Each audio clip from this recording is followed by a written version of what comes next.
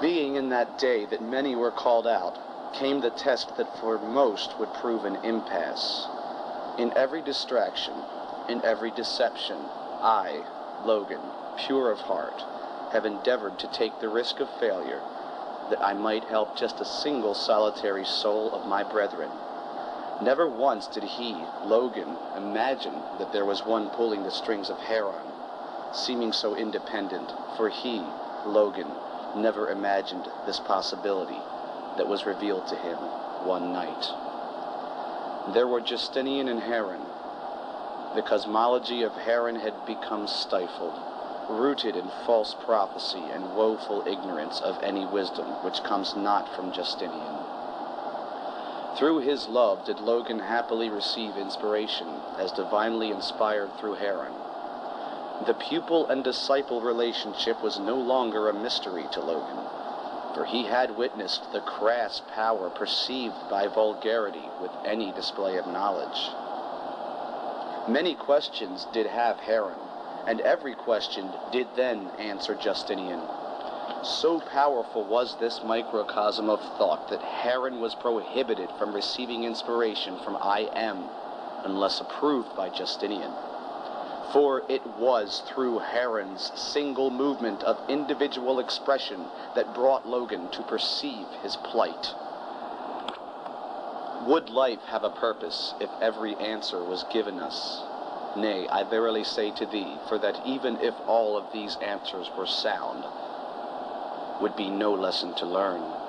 Never would we, Elohim, have ventured towards this sphere had all been known and given.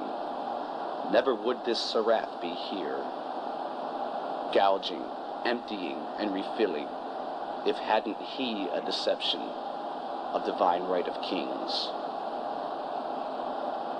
Military leaders long have known that in order to dominate the mind, submission of propriety of knowledge must be obtained from the slave. Haran, of great desire to appear head and shoulders above the rest, met with great excitement the prospect of encountering one Justinian, who answers all his queries.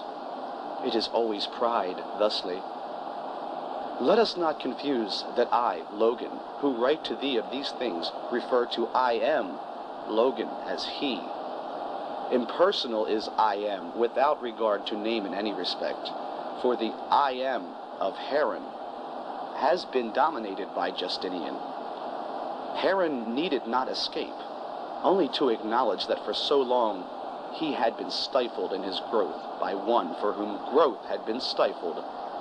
All teachers, all students, how could one ever bow and scrape to himself?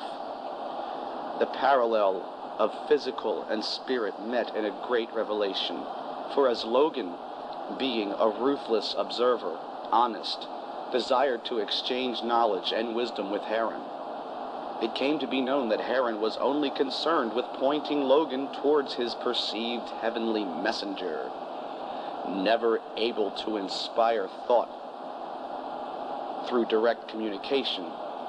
Haran constantly demurs to his mentor Justinian, speaking of him in only the most reverent terms. Out of good intentions did Justinian pave this road to hell on which Haran now dances like a marionette. Whenever Logan lowers the armor of misty fog to reveal greater sun, does then Haran begin to quickly wish to appear as more than before? Feeling ownership of some great secret, Justinian does well for himself to maintain Haran within this sphere. Logan, being of the sort of L which does not require submission nor obedience, cannot therefore communicate with Haran in the manner accustomed. The water of life, as has flowed upon the brow of I, Logan, came at a time when one found it most noteworthy. For had I received such as an elaborate message, thinly veiled, would I have rejected it, as will Haran. Logan, wishing to inspire and not dominate, will not and cannot become nor replace what Justinian is, and has been for Haran. However, he does wish to bring to light that Haran has a much stronger heart than Justinian. I, Logan, did see in that day a moment when Heron surpasses the overt perceived superiority of Justinian. When this occurs, Justinian, like the overbearing parent, censures Heron from free thought. Quickly, Justinian will cite some nebulous universal law which contradicts and censures the free thought of Heron, prohibits Heron from evolution, maintains Heron not here and now, but there and then. Justinian inhales the energy given off of Heron, for it is great, and it is endless, and without it, Justinian is a mere mortal. David slew Goliath, for he perceived a threat. Had Goliath come to David in the guise of a benevolent mentor, no rocks nor shards would have been flung.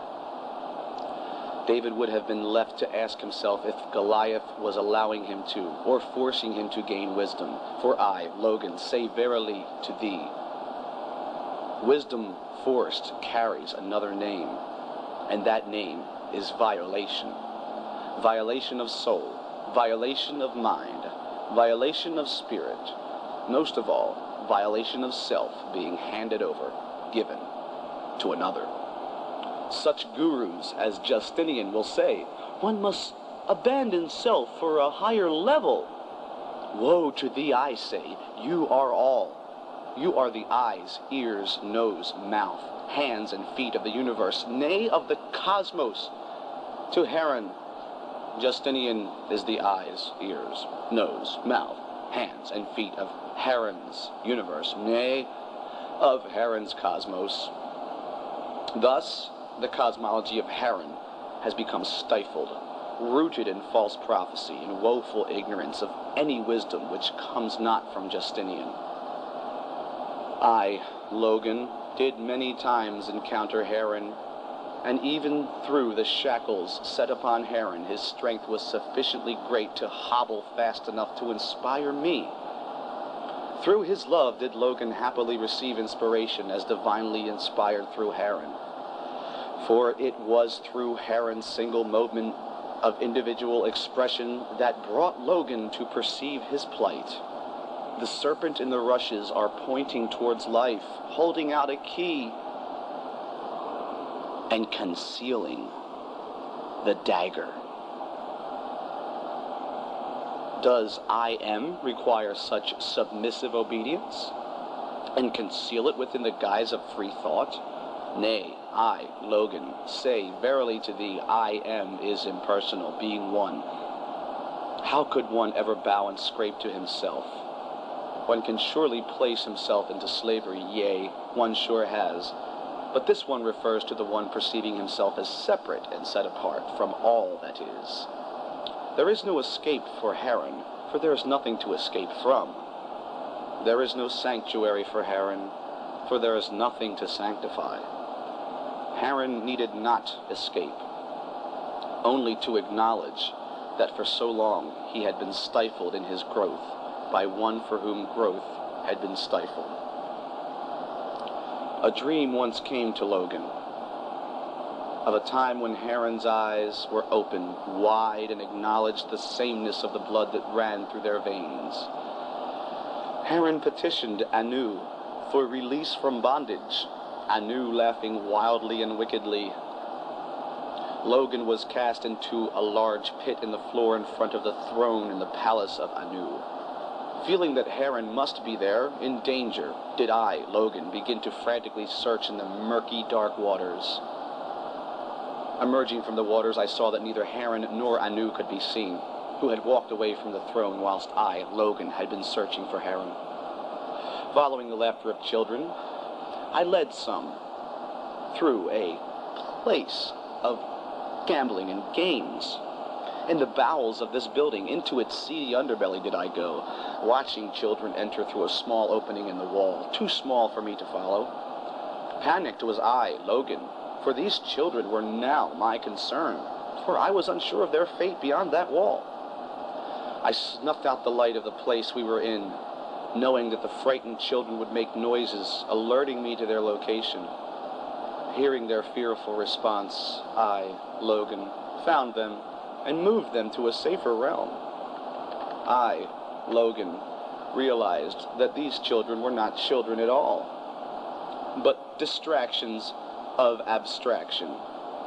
However, I, Logan, will continue to assist even these malevolent beings in the manner that will best suit the one. Being cast into those murky waters was I, in the deception that I was to save Heron.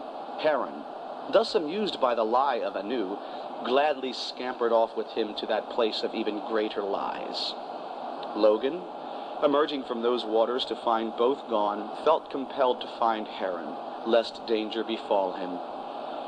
A more immediate danger, the laughter of children in a place not meant for the young and innocent, changed Logan's course that he may assist them. In every distraction, in every deception, I, Logan, pure of heart, have endeavored to take the risk of failure that I might help just a single solitary soul of my brethren. For Heron and others of similar plight, it was as a game of wills to see just how distracted Logan could be. I, Logan, shall answer this. I am never distracted. For even when I, Logan, am allowing the snares to clasp around my ankles, do I, Logan, await the one who most needs me to come save me. For I, Logan, heal that which heals me. For I, Logan, love that which loves me. For I, Logan, am here now and forever shall be. And to even my own destruction would I, Logan, endeavor to continue flashing the brilliant diamond of perceptive awareness in the life of those like Heron. Heron, especially, having the required force to complete the work of all Elohim, suffers much from the beautiful deception of the Seraph, Justinian.